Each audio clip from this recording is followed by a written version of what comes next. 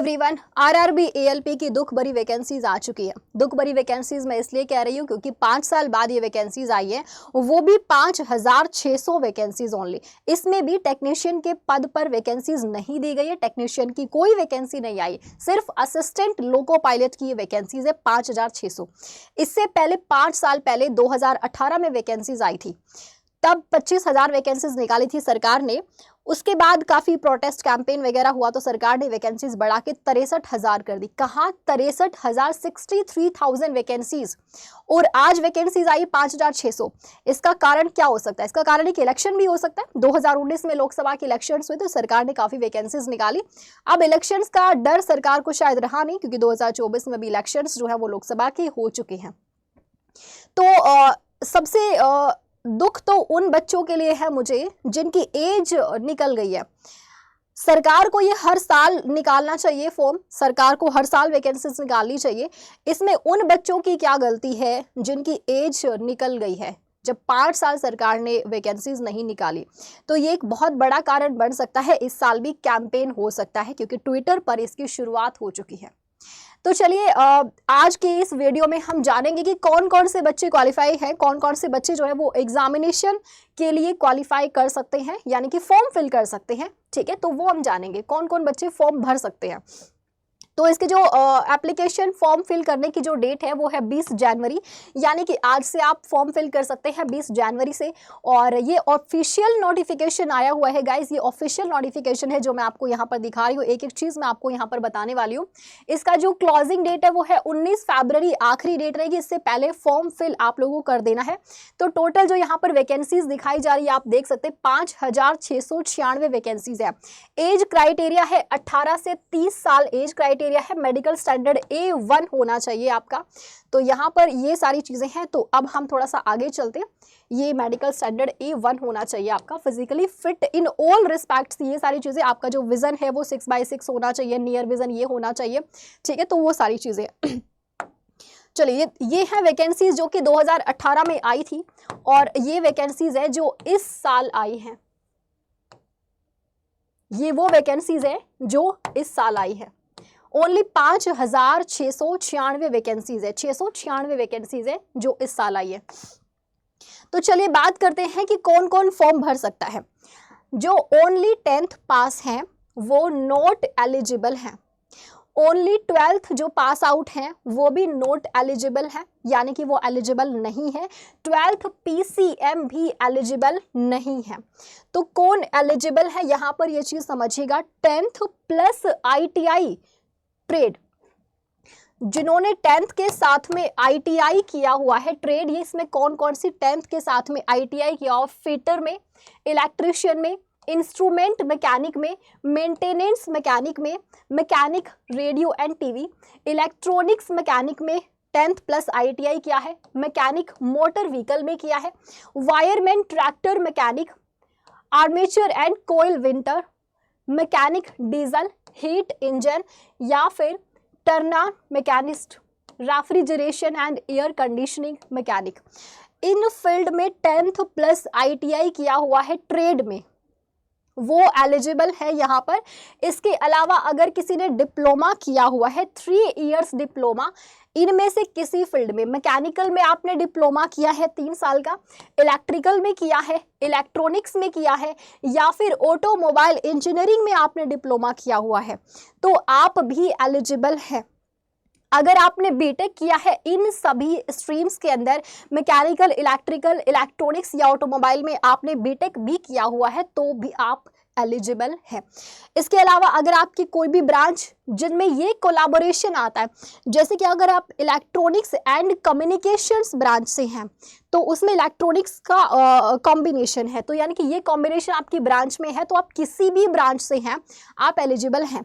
यानी electronics and communication branch वाले भी एलिजिबल हैं। बस आपकी जो ब्रांच है ये कॉम्बिनेशन होना चाहिए, mechanical, electrical, electronics and automobile का वो होना चाहिए, कोलैबोरेशन होना चाहिए सॉरी कॉम्बिनेशन होना चाहिए। तो इसके अलावा एसेंशियल क्वालिफिकेशंस ये नोटिफिकेशन में जो दी गई है वो मैं आप लोग को बता रही हूँ।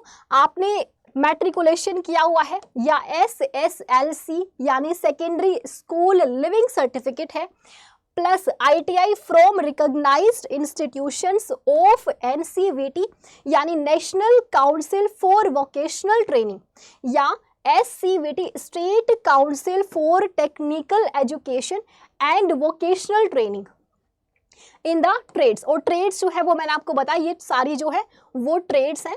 अगर आपने यहाँ पर किया हुआ तो यहाँ तक ये पूरा ट्रेड का आ जाएगा। इसके अलावा आपने मैट्रिकुलेशन किया हुआ है, matriculation SSLC plus course completed act apprentice in the trades. Trade में अगर आपने एक्ट अप्रेंटिस तो हो तब भी आप एलिजिबल हो, ठीक है, जो इसमें अबव लिखा गया है। इसके अलावा मैट्रिकुलेशन SSLC हमने ऊपर देखा, secondary school leaving certificate plus 3 years diploma in mechanical, electrical, electronics and automobile engineering और combination of various streams of these engineering disciplines from a recognized institution in lieu of ITI। ITI की कोई मतलब आप कोई भी branch है आपकी, बस ये कॉम्बिनेशन आपकी ब्रांच के साथ में होना चाहिए। जो मैंने आपको बताया यहाँ पर ये कॉम्बिनेशन होना चाहिए, mechanical, electrical, electronics, automobile engineering, ये आपकी ब्रांच के साथ कॉम्बिनेशन में ये आ रहा है तो आप एलिजिबल हैं, ठीक है। तो यहाँ पर नोट में साफ साफ लिखा है, degree in the engineering disciplines as above will also be acceptable in lieu of diploma in engineering. ये मैंने आपको पीछे बताया था, ठीक है। तो ये सारी चीजें तो हो गई। अब हम चलते हैं सिलेबस की तरफ, क्या क्या चीजें पूछी जाएंगी आपसे एग्जाम में, यानी कि जो कौन से सब्जेक्ट से कितने मार्क्स का जो वेटेज है वो रहने वाला है वो देखेंगे। तो एग्जाम कंडक्ट करवा रहा आपका इंडियन रेलवे एक सेकेंड गाइस, ओके।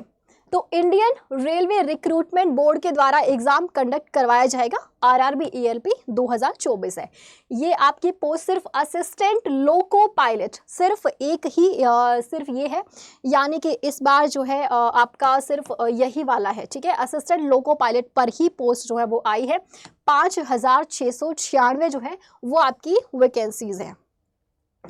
इसके अलावा कैटेगरी की बात करते हैं तो syllabus, mode of exam online रहने वाला है। Marking scheme 1 mark, negative marking 1/3 जो है वो नेगेटिव मार्किंग होगी फॉर ईच रॉन्ग आंसर। तो अब हम बात करते हैं सब्जेक्ट्स के बारे में कि कौन कौन से सब्जेक्ट से कितना वेटेज रहेगा, कितने मार्क्स का आने वाला है।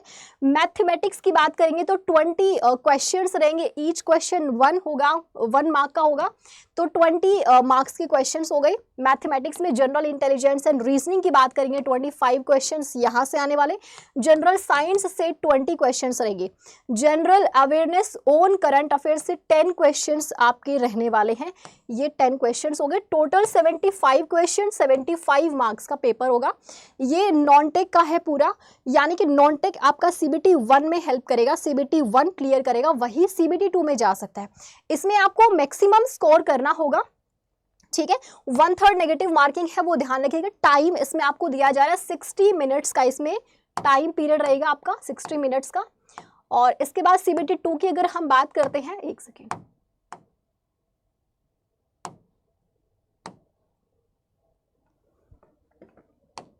देखिए CBT 2 की बात करेंगे तो CBT 2 में भी आपका नॉन टेक वाला पार्ट रहेगा, तो इसलिए प्लीज नॉन टेक वाले पार्ट को आपको नहीं छोड़ना है, क्योंकि जो नॉन टेक करेगा वही आगे जाएगा, ठीक है। CBT 1 में भी और CBT 2 में। CBT 2 में देखो इसमें भी आपका मैथ्स आने वाला है, इसमें आपका रीजनिंग का भी रहने वाला है, जनरल साइंस भी इसमें आएगा, general awareness and current affairs भी रहेगा। तो ये चारों चीजें जो है वो CBT 2 में भी आपको देखने को मिलेंगी, ठीक है। और ये पूरा जो पेपर आपका रहेगा ये 100 क्वेश्चंस इसमें देखने को मिलेंगे, 100 मार्क्स, 90 मिनट्स आपको मिलेगा। रेलिवेंट ट्रेड जो है 75 क्वेश्चन 60 मिनट्स का रहेगा, यानी कि टोटल जो है वो 175 मार्क्स का रहेगा। तो इसमें नॉन टेक का बहुत बड़ा रोल है। आप RRB ELP के लिए नॉन टेक वाला पार्ट बिल्कुल नहीं छोड़ सकते हैं। इस चीज़ को लिख लीजिएगा अगर आपको सिलेक्शन चाहिए, बिकॉज इस बार देखो कंपटीशन तो टफ है, ये तो आपको मानना पड़ेगा। वैकेंसीज हमारे पास में कम है और 5 साल से जो बच्चे हैं वो वेट कर रहे थे इस वैकेंसी का, तो अब जो है यहाँ पर मुझे ऐसा लगता है कि लाखों की संख्या में बच्चे फॉर्म भरने वाले हैं। तो फॉर्म भरने वाले हो अगर आप, तो आपको तैयारी जो है वो बेहतरीन तरीके से करनी होगी, क्योंकि आपका जो कंपटीशन है वो लाखों बच्चों के साथ में है। तो अडा 24/7 पे आपके लिए जो है सिलेबस करवाने के लिए स्पेशली जो इसका बैच है वो लॉन्च कर दिया गया है। आप जब एप्लीकेशन पे जाते हैं विजिट कीजिएगा। जब आप एप्लीकेशन पे विजिट करते हो तो आपको वहां पर ये जो बैच है वो मिल जाएगा। तो मैं आपको एक बार से ओपन करके दिखा देती हूँ कि किस तरीके से आपको लेना है।